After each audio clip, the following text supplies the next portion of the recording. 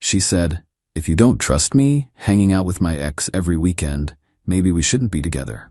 I replied, "You're absolutely right." Then I accepted the job transfer to London I'd been declining for her.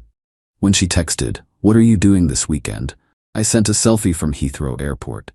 I, 31 male, had been with Jade, 29, for 3 years, living together for 1.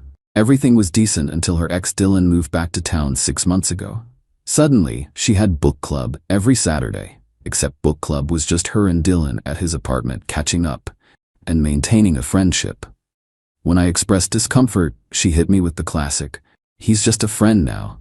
We dated for like 2 months 5 years ago. You're being insecure. Fine, whatever." I tried to be the cool boyfriend. Then book club became Saturday and Sunday brunch. Then Friday movie nights got added because Dylan's going through a tough time with his dad's health. The breaking point came 3 weeks ago. I'd been offered a massive promotion, heading up our London office. 130K salary, full relocation package, 3-bedroom flat covered for a year. Dream job. But I'd turned it down twice because Jade couldn't imagine leaving her family. That Saturday, she was getting ready for book club again. Hair done, new dress, perfume that she never wore for our date nights. "You sure you don't want to skip today? We could check out that new Korean place." She rolled her eyes. "God, Ryan, we've been over this. Dylan and I are friends. If you don't trust me hanging out with my ex every weekend, maybe we shouldn't be together." I looked at her for a long moment. "You're absolutely right." "Finally. See, I knew you'd—" "Wait, what?" "You're right, we shouldn't be together." Her face went through about 12 expressions. "Ryan, I didn't mean—" "No, you made a good point. This isn't working." I walked to our bedroom and sent an email to my boss. "I'll take the London position. Can start in 2 weeks. Jade followed me.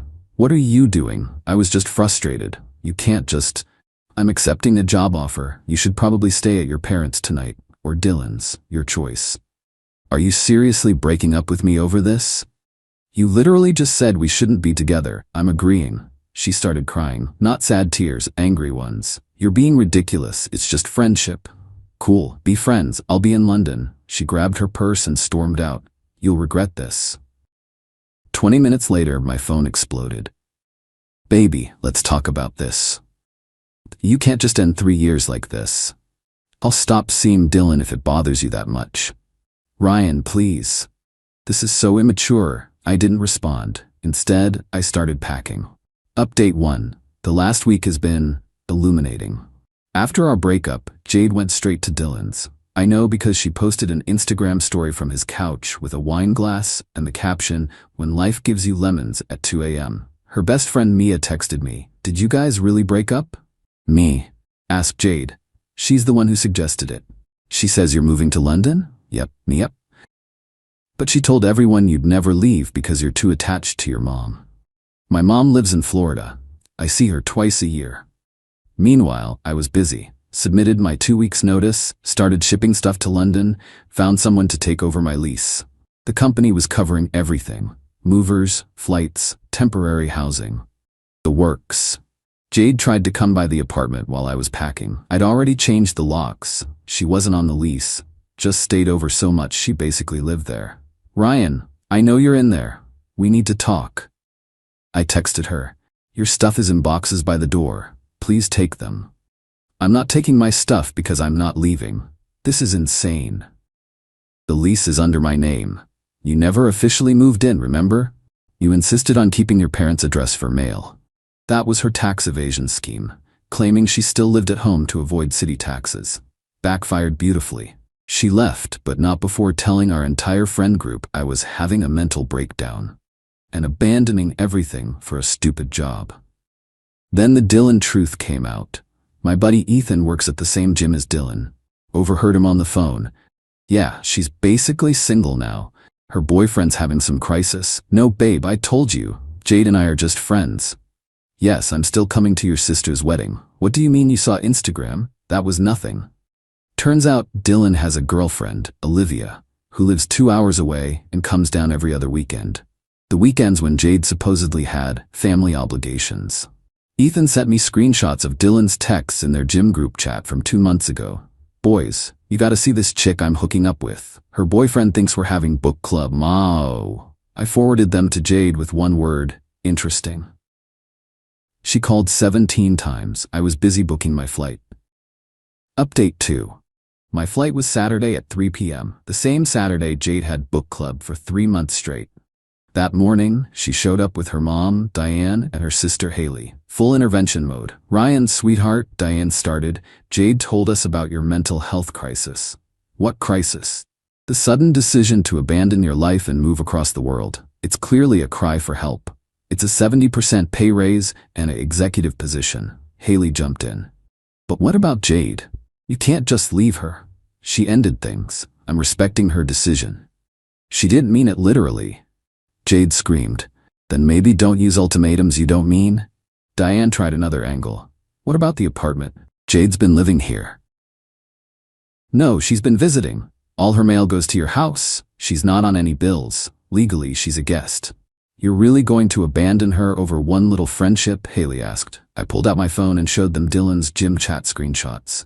Silence. Diane went pale. Is this real? Jade turned red. Those are out of context. What context makes her boyfriend thinks we're having book club? No, better. They left after Jade called me emotionally abusive for spying on Dylan. I wasn't spying. Ethan volunteered the info because he thought I should know. At noon, I posted a photo on Instagram. New adventure begins. London, here I come. The comments were immediate. Wait, what? Bro, when did this happen? Is this why Jade's been crying on her stories all week? At 2:30 p.m., while boarding, Jade texted, "What are you doing this weekend? Can we talk?" I sent back a selfie from the gate at the airport with the London flight board clearly visible behind me. Her response, "This isn't funny, Ryan." Me not trying to be funny. Board closes in 10 minutes. You're seriously leaving? You seriously thought I'd stay after you chose your ex over our relationship? I didn't choose him. Every weekend for 3 months says otherwise. I'm coming to the airport. I'm already through security. Bye, Jade. Then I turned off my phone and enjoyed my flight. Update 3. Life in London is incredible. The flat they provided is insane. Exposed brick, view of the Thames, walking distance to the office. My new team is brilliant. I'm actually excited about work for the first time in years. But the drama didn't stop. Jade went nuclear on social media. Posted this long thing about how I abandoned her without warning and refused to work on our relationship and chose money over love. The comments were brutal though. Didn't you basically dump him for Dylan? Girl, you posted stories from Dylan's place every weekend? Team Ryan Teverbihah. She deleted it within hours. Then came the truth bomb. Olivia, Dylan's actual girlfriend, found out everything. She reached out to me on Instagram. Hey, you don't know me, but I'm Dylan's girlfriend. Or was. I saw your ex's posts about you leaving for London. Dylan told me she was psycho and obsessed with him. I'm guessing that's not true? I sent her everything. The book club lies, the screenshots from the gym chat, the timeline of their meetups. She was devastated but grateful. Then she sent Emmy something. Screenshots of Dylan's texts to her. Jade's just lonely since her boyfriend works so much. She needs a friend. Yeah, she's pretty, but nothing compared to you, babe. Her boyfriend's kind of a loser anyway, probably makes like 40K doing IT or something. I made 75K, now I make 130K, but sure, Dylan, go off. Olivia dumped Dylan spectacularly. Posted all the screenshots on her Instagram story, tagged # cheater, liar, book club my ass. Dylan called me from 3 different numbers. Bro, you need to control your woman. She's destroying my life. Not my woman, not my problem. This is between me and Jade. You had no right. You had no right to bang my girlfriend every weekend, but here we are. We weren't. Dylan, I literally don't care anymore. I'm in London. Deal with your own mess. He tried to spin it as Jade seducing him. Jade tried to spin it as Dylan manipulating her. They deserved each other. Update 4. So Jade tried to play the ultimate card. She flew to London. Showed up at my office building. Security wouldn't let her in, God bless corporate security, so she waited outside for 4 hours until I came out for lunch. Ryan, we need to talk. How did you even? Mia follows your colleague on Instagram, saw the building in his story, stalker level expert. Jade, you can't be here. I flew 4,000 miles, the least you can do is have coffee with me. Against my better judgment, I agreed. One coffee. Public place. She looked rough. Hair unwashed, no makeup, same sweatshirt she'd been wearing in her Instagram stories for a week. I made a mistake, she started. Which one? The ultimatum? The lying? Dylan? All of it. Ryan, I thought I could have both. I thought you'd always be there. Why would you think that? Because you always were. You never stood up to me, never called me out. You thought I was a doormat. She started crying. That's not. Jade, you told our friends I was too attached to my mom to leave. You lied about book club for months. You were sleeping with Dylan while I was turning down my dream job for you. We only slept together twice. Oh, just twice? My bad. That makes it fine then. I mean, it didn't mean anything. Neither did our relationship, apparently. She pulled out her phone. Look, I've changed. I blocked Dylan. I'm in therapy. I'm working on myself. Good for you, genuinely. But I've moved on. You've been here a month. You can't have moved on. I moved on the moment you said we shouldn't be together. I just took your advice. Then she played what she thought was her ace. I'm pregnant. I laughed. Actually laughed. No, you're not. How do you? Because we haven't had sex in 2 months. You were always too tired after book club. Unless it's Dylan's? Her face crumbled. I'm not pregnant. I know. I needed you to care. I did care for 3 years. You just didn't notice until I stopped. She flew back that night, but not before sending one last manipulative text. I'll wait for you, however long it takes. I blocked her. Update 5. Remember how I said Jade would wait? Yeah, that lasted about 2 weeks. She started dating someone new, Kieran, her CrossFit coach. Posted constantly about how the right person comes when you're working on yourself and sometimes your soulmate is at the gym all along. Mia sent me the tea. She's basically living at his place already, been like 3 weeks. Pattern's gonna pattern. But here's where it gets wild. Dylan reached out, on LinkedIn of all places. Hey man, heard you're killing it in London, actually just got an offer there myself, would love to buy you a beer and clear the air. This absolute walnut thought we'd be buddies now. No thanks. Good luck though. Come on bro, water under the bridge? Jade meant nothing to me. That's exactly the problem, Dylan. He took the job anyway. Guess where his flat was? Same building as mine, because of course it was. I ran into him in the lobby my second week, with a girl, who wasn't Olivia, who looked about 19. Ryan, bro, this is Chloe. Chloe, this is my buddy Ryan. We're not buddies, Dylan. Chloe looked confused. Dylan went red. Don't be like that, man. We're neighbors now. I'm moving next month. I wasn't, but he didn't need to know that. Chloe Googled Dylan that night. Found Olivia's tagged posts, dumped him via text in the building's WhatsApp group by accident instead of texting him directly. Dylan, I can't believe you're the book club cheater. We're done. 212 residents saw that message. The security guys call him book club now. Final update. Jade's relationship with Kieran exploded. Shocking, I know. Turns out Kieran was also just friends with his ex. They had workout sessions every weekend. Jade found them in a very compromising stretching position. She messaged me on WhatsApp, forgot to block her there. Now I understand how you felt. I'm so sorry. I left her on read. But the real karma came from an unexpected source.